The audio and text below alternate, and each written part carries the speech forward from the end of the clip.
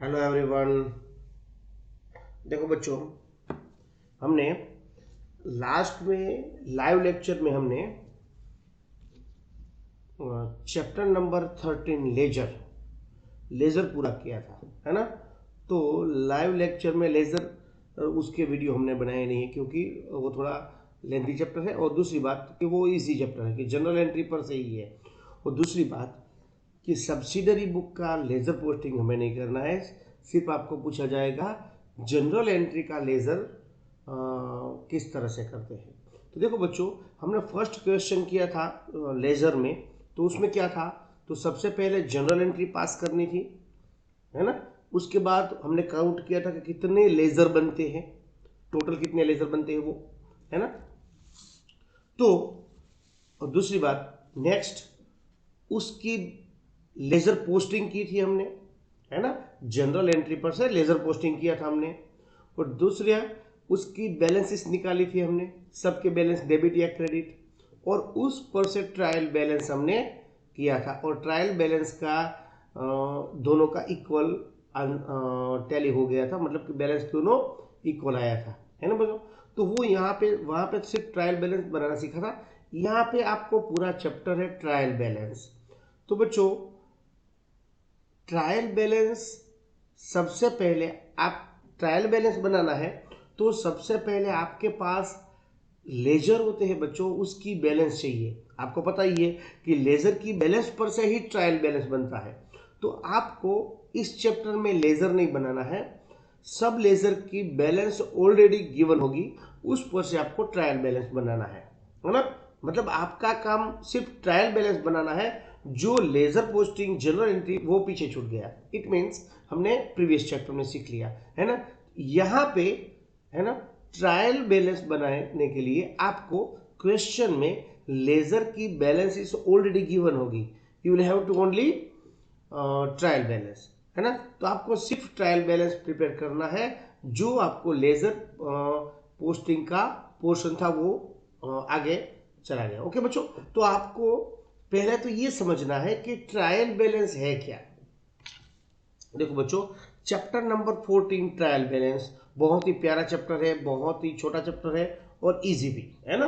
तो trial balance chapter number 14 trial balance. Okay बच्चों, trial balance and error है, लेकिन जो पीछे वाला मैंने पोर्शन नहीं लिखा है वो पूरा चैप्टर है, रेक्टिफिकेशन ऑफ एरर। आपके बुक में वो पूरा चैप्टर है, वो देखेंगे। यहाँ पे सिर्फ हम डिस्कस करेंगे ट्रायल बैलेंस। देखो बच्चों, trial balance is a statement, है ना बच्चों। Trial balance is a statement prepared with debit and credit balances of ledger accounts. Prepare with debit and credit balances of ledger accounts to test arithmetic accuracy. देखो बच्चों, trial balance एक statement है, वो क्यों किससे प्रिपेयर करें, prepare with the debit and credit balance of ledger. तो ledger की जो डेबिट एंड क्रेडिट बैलेंस है उस पर से, डेबिट एंड क्रेडिट बैलेंस पर से ही प्रिपेयर करते हैं ट्रायल बैलेंस स्टेटमेंट। देखो बच्चों, स्टेटमेंट मतलब क्या, देखो स्टेटमेंट में कभी दो साइड नहीं होती, डेबिट एंड क्रेडिट, है ना, दो साइड नहीं होती। स्टेटमेंट फॉर्म मतलब क्या, आप जो जर्नल एंट्री बनाते थे ना वो स्टेटमेंट फॉर्म है, उसमें डेबिट एंड क्रेडिट साइड कभी नहीं होती। लेकिन आप जो केस बुक बना रहे थे, debit side and credit side, है ना, तो उसमें दो साइड थी, इसीलिए उसको अकाउंटिंग फॉर्म कहेंगे। लेकिन जर्नल एंट्री का फॉर्मेट है, उसको स्टेटमेंट फॉर्म कहेंगे बच्चों, है ना। तो स्टेटमेंट, ट्रायल बैलेंस एक ऐसा स्टेटमेंट है जो किस पर से प्रिपेयर्ड होता है, debit and credit balance of ledger account. क्यों क्यों हम प्रिपेयर करते हैं ट्रायल बैलेंस को, to test arithmetic accuracy. Arithmetic accuracy मतलब आपको पता है ना, एरिथमेटिक एक्यूरेंसी मतलब capital plus liability equals to asset, है ना। तो इसको एरिथमेटिक एक्यूरेसी कहेंगे। क्लियर बच्चों। अब देखो बच्चों, सबसे पहले मैं इसके रूल्स उसमें बाद में, तो सबसे पहले ट्रायल बैलेंस का फॉर्मेट कैसा होता है। देखो बच्चों, जर्नल का फॉर्मेट वही ट्रायल बैलेंस का फॉर्मेट है बच्चों। जर्नल का फॉर्मेट क्या है, आपको पता है कि जर्नल का फॉर्मेट क्या है ना, उसमें डेट नहीं है बच्चों, क्योंकि ये 31 को ही बनता है, इसीलिए इसमें डेट का कॉलम नहीं होता। क्योंकि ट्रायल बैलेंस वैसे तो कभी बना सकते हो, लेकिन जनरली आप एंड ऑफ ईयर में बनाते हैं। तो trial balance as on dash आप कभी भी बना सकते हो, लेकिन ट्रायल बैलेंस की डेट है तो एक ही दिन में। यहाँ पे पहले पर्टिकुलर था, उसमें जर्नल में आप पर्टिकुलर भी लिख सकते हो, या हेड ऑफ अकाउंट्स, अकाउंट्स के नेम है ना, अकाउंट्स के नेम, उसके बाद LF, उसके बाद debit rupees and credit rupees. Clear बच्चों? तो head of account, LF, debit rupees and credit rupees. तो ये पूरा फॉर्मेट था ट्रायल बैलेंस का। अब बच्चों देखो, समझो पहले कि डेबिट में कौन सी अमाउंट आएगी, कौन से लेजर आएंगे, और क्रेडिट में कौन से लेजर आएंगे, है ना। डेबिट में सर हम अकाउंट का तो नाम लिखेंगे, लेकिन डेबिट में कौन सी बैलेंस लिखेंगे और क्रेडिट कौन सी अकाउंट होगा। तो आपको सबसे पहले, आपको पहले से पता ही है, लेकिन फिर भी मैं याद दिला दूं बच्चों, है ना। देखो यहाँ पे डेबिट में क्या लिखना है, डेबिट में और क्रेडिट में कौन सी बैलेंस आएगी, वो दोनों। तो कोई भी हमारे बिजनेस की असेट्स होती है या एक्सपेंसिस होता है, असेट या एक्सपेंसिस ऑलवेज ट्रायल बैलेंस में या अकाउंट में डेबिट होता है। अगेन बच्चों, असेट्स एंड एक्सपेंसिस की कौन सी बैलेंस होती है, debit balance. Okay, next income, capital and liabilities, ये तीनों की बैलेंस ऑलवेज क्रेडिट होती है। अगर आपको इनमें से अगर इनकम है तो क्रेडिट साइड लिखना है, अगर वो एक्सपेंसिस है या इन दोनों में से कोई भी है तो आपको डेबिट साइड लिखना है ना बच्चों। उसके लिए सिंपल एक मैं फॉर्मूला दूं आपको, क्लियर।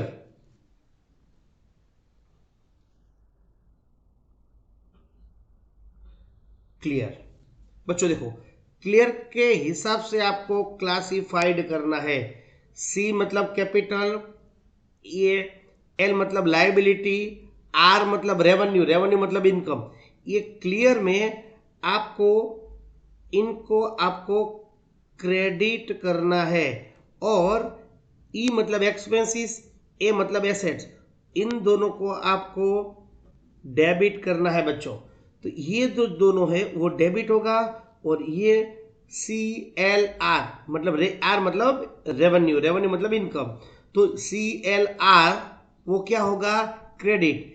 EA वो मतलब डेबिट। तो आपको इस हिसाब से आपको क्लासिफाई करना है। इन शॉर्ट, सी मतलब कैपिटल, लायबिलिटी और रेवेन्यू, उसको क्रेडिट करना है।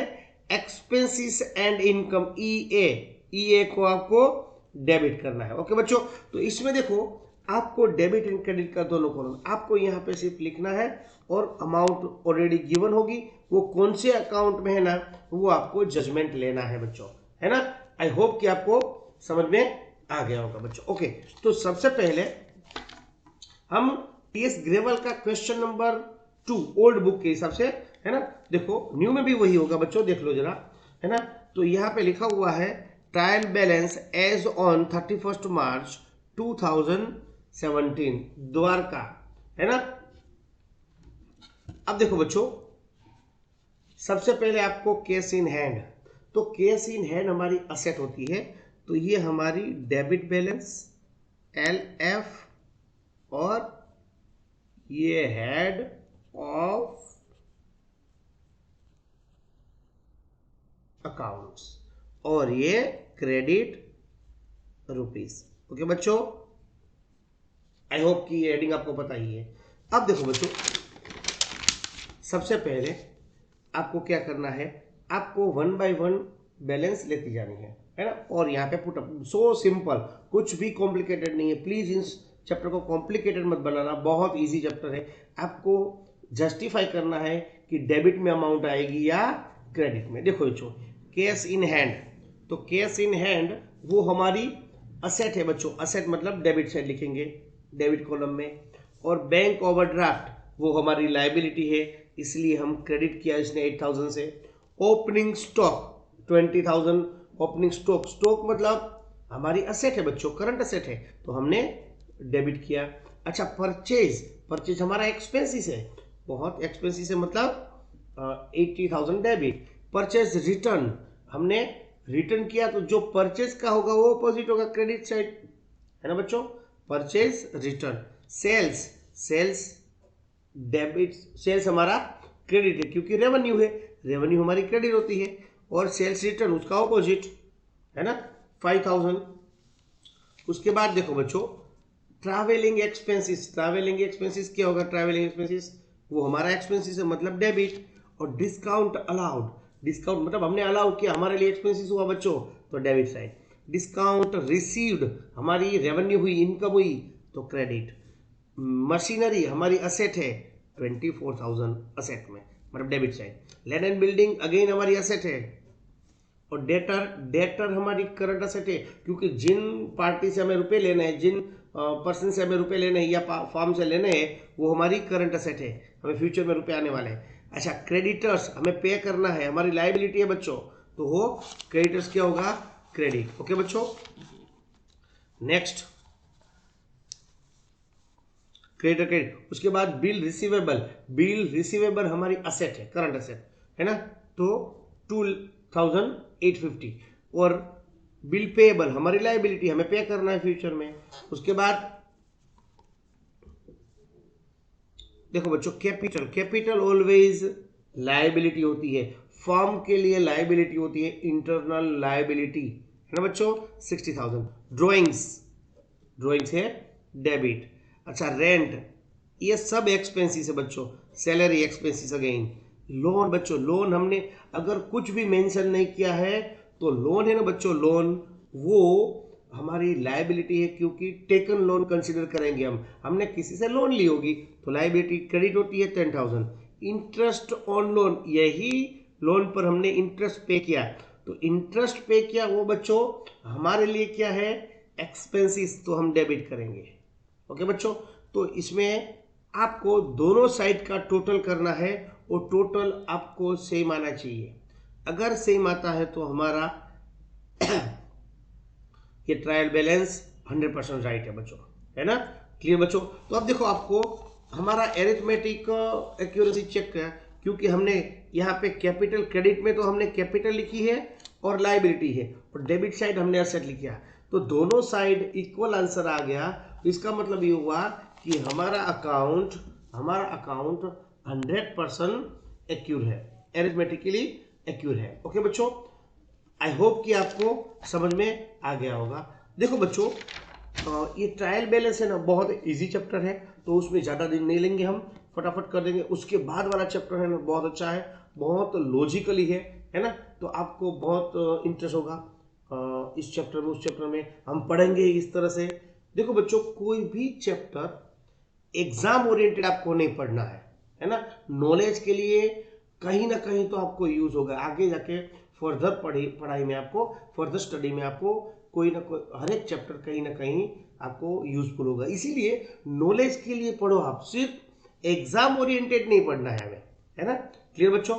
तो आई होप कि ट्रायल बैलेंस का कंसेप्ट आपके माइंड में आ गया होगा, है ना बच्चों। तो इस तरह से हमने ट्रायल बैलेंस की डेफिनेशन, उसके रूल्स एंड उसके फॉर्मेट के साथ हमने एक एग्जाम्पल भी सोल्व कर दिया, मतलब एक क्वेश्चन भी सोल्व कर दिया। आई होप कि आपको ट्रायल बैलेंस का कंसेप्ट माइंड में इजीली क्लियर हो गया होगा। ओके बच्चों, thank you, take care, bye bye.